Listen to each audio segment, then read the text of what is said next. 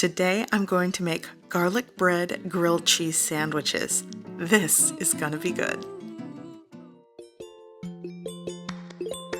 So today's recipe video is inspired by the YouTube channel The CookNShare.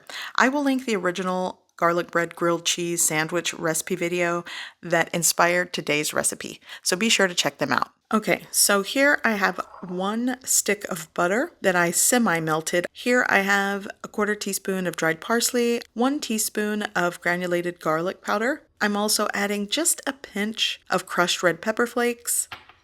And now I'm going to add a 1/3 cup of Parmesan cheese. Now in the original recipe, there was shredded cheese added. You could do that, but today I'm going with Parmesan, and I just broke it apart into my food processor and gave it a whirl. Now for those of you that always ask about my mini food processor, I will try to find a link and put it in the description below. So now that my cheese is grated, it's going into my butter mixture. Now I'm just going to combine well.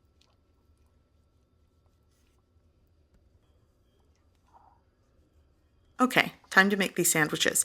So here's my butter garlic spread. Now the cheese I'm going with today is shredded mild cheddar cheese and slices of baby Swiss. I'm making about 3 sandwiches today, but with this garlic butter spread, you definitely can get 4 grilled cheese sandwiches out of this. So I'm just going to spread some of this on one side of my sandwich bread and repeat the process for the second. Now that it's ready, I'm going to put it on my preheated griddle. I've been preheating it on a low to medium low heat, nothing on high. You don't want to burn this before it has a chance to do what it needs to do.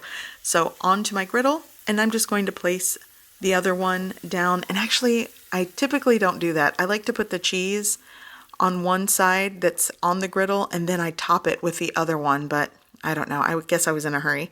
So I'm adding around a 1/4 cup of that shredded cheese on top of the sliced cheese.